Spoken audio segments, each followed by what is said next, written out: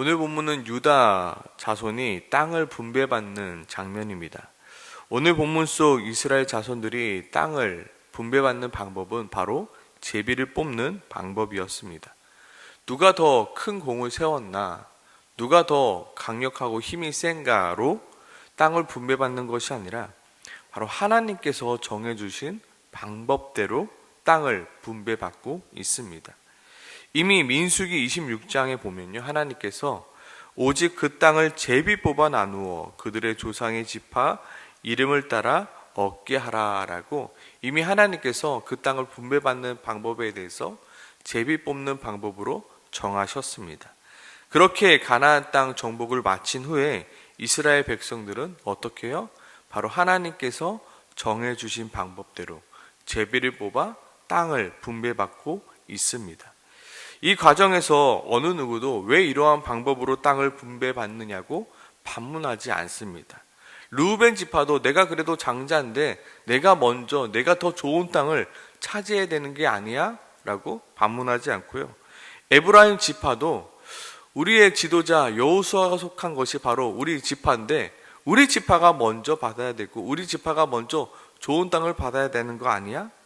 레위 지파 또한 자신에게 땅이 분배되지 않았음에도 불구하고 아무런 이야기를 하고 있지 않습니다.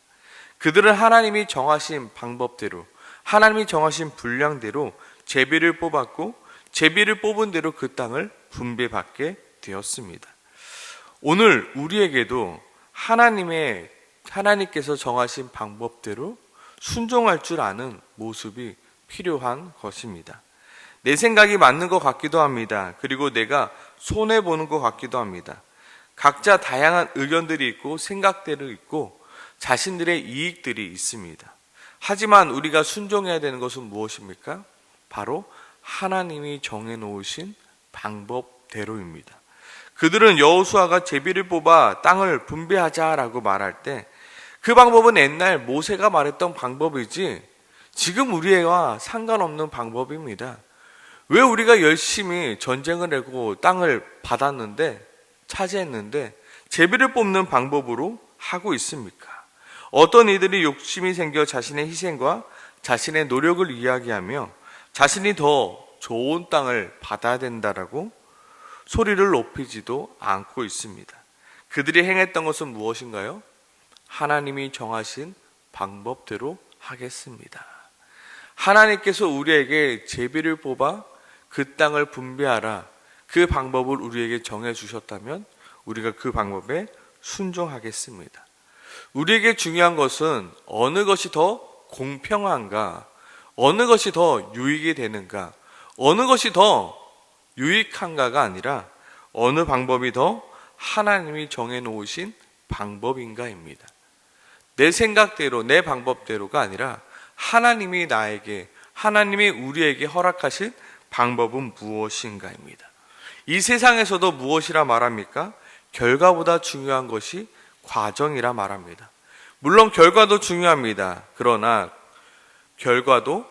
과정도 결과만큼이나 중요합니다.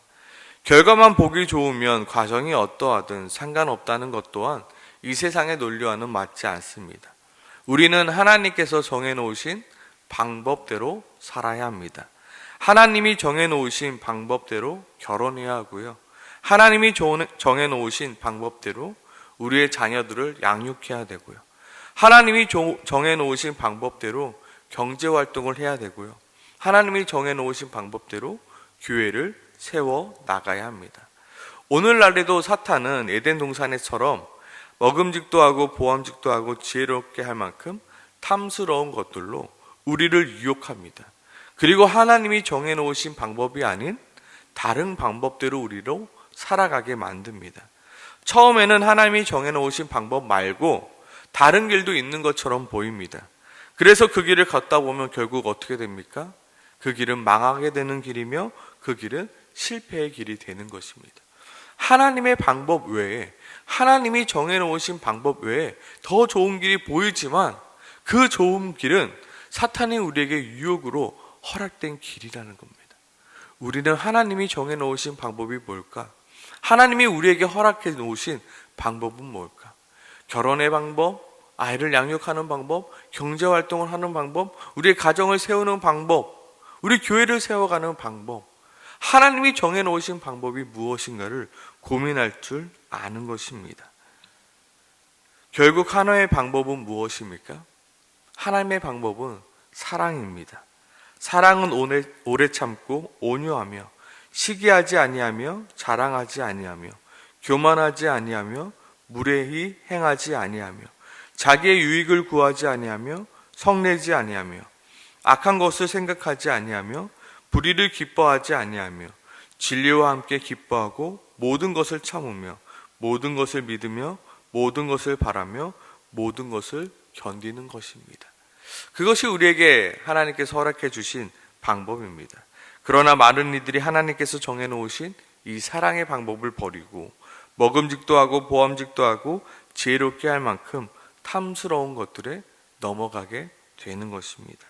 우리는 다시 한번 하나님이 정하신 방법, 하나님이 도대체 우리에게 어떠한 방법들을 허락해 주셨나? 우리는 성경을 통해서 항상 살펴보아야 합니다.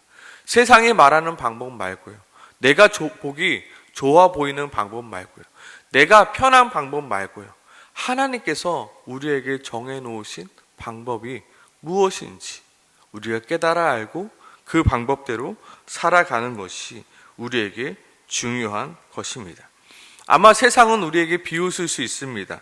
아니, 힘겹게 전쟁을 하고 땅을 차지하는 방법이 제비를 뽑는 거라고? 아니, 그런 방법이 어딨어? 라고 비웃을 수 있습니다. 그때마다 우리는 그 비웃음 앞에서 이것이 바로 우리에게 정해주신 하나님의 방법이야 라고 말할 수 있는 담대함이 우리 안에 있어야 하는 것입니다. 그리고 오늘 유다 족속에게 땅을 분배하면서 가장 많이 나오는 단어가 바로 경계라는 단어입니다. 1절만 보아도 남쪽으로 에돔 경계에 이르고 또 남쪽 끝은 신광야까지라 라고 하나님께서 유다 족속이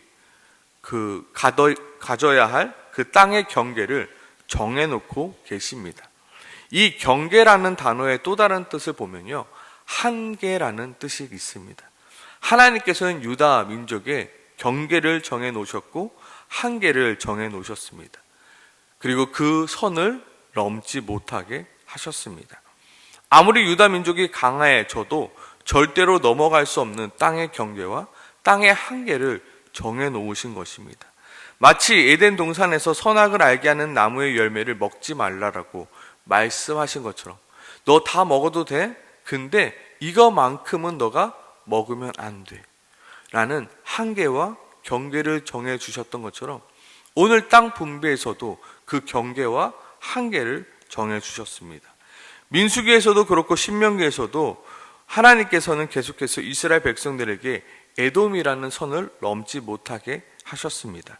이스라엘 백성들로서는 도저히 이해할 수 없는 선이었습니다. 왜냐하면 에돔은 자신들이 광야를 지날 때 우리가 너희 땅을 좀 지나가고자 한다, 지나가게 좀 허락해 줄래라고 했을 때 그들이 강력하게 너희는 우리한테 넘어오지 마, 우리한테 올 수 없어라고 그렇게 광야에서 매몰차게 거절했던 민족이었습니다. 아니, 하나님 왜 에돔을 넘어가지 못하게 합니까?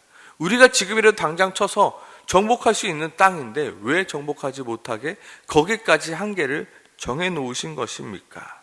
그들은 이해할 수 없었습니다. 그러나 신명기 23장에서는 하나님께서 에돔을 향하여 이렇게 말씀하십니다. 너는 에돔 사람을 미워하지 말라. 그는 내 형제임이라. 애굽 사람을 미워하지 말라. 내가 그 땅에서 객이 되었음이니라. 그들의 3대 후 자손은 여호와의 총회에 들어올 수 있느니라. 하나님은 하나님의 뜻과 하나님의 계획이 있기에 우리에게 그 경계선을 그어놓고 그 선을 넘지 못하게 한 것입니다.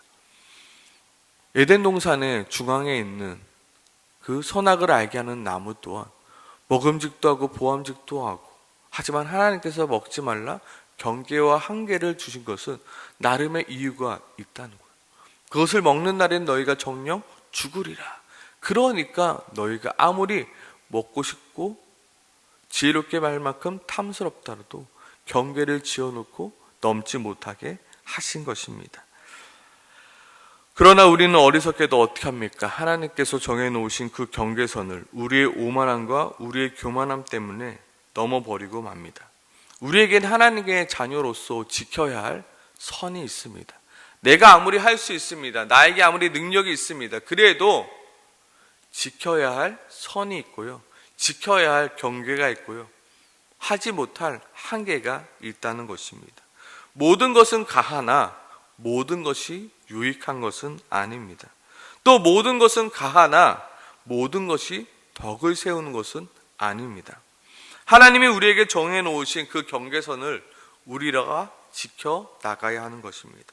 너무나 게으르지도 않게, 그렇다고 너무나 교만하지도 않게, 나에게 허락하신 그 분량만큼, 나에게 허락하신 그 영토만큼, 그리고 나에게 허락하신 그 은혜만큼 우리가 누리고 사는 것이 우리에게 중요합니다. 더 많은 분량을 탐하다가, 더 많은 영토를 탐하다가, 더 많은 은혜를 탐하다가 그 섬을 넘지 않도록 우리는 주의해야 합니다. 아담과 하와가 더 많은 지혜를 탐하다가 넘어졌고요. 성경 속에서 고라라는 인물이 더 많은 권력과 더 많은 은혜를 탐하다가 넘어지게 되었고요. 사울 왕도 그렇고요. 다윗의 왕 압살롬, 다윗의 아들 압살롬도 그리하였습니다. 우리에게 중요한 것은 무엇입니까? 하나님이 정해놓으신 방법대로, 그리고 하나님이 정해놓으신 우리의 분량대로, 우리의 한계대로.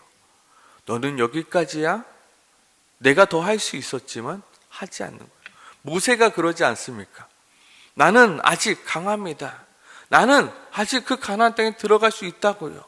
그런데 하나님께서 여기까지야? 너는 여기까지야. 너 다음 여호수아에게 넘겨줘라고 했을 때 모세는 그리하였습니다. 하나님께서 우리에게 정해놓으신 분량, 하나님께서 우리에게 정해놓으신 한계, 하나님께서 우리에게 정해놓으신 그 경계의 선을 지키는 것이 중요합니다. 하나님이 정해놓으신 분량만큼 절제하며 인내하며 자족할 수 있어야 됩니다. 하나님, 내가 여기까지 온 것도 하나님의 은혜입니다.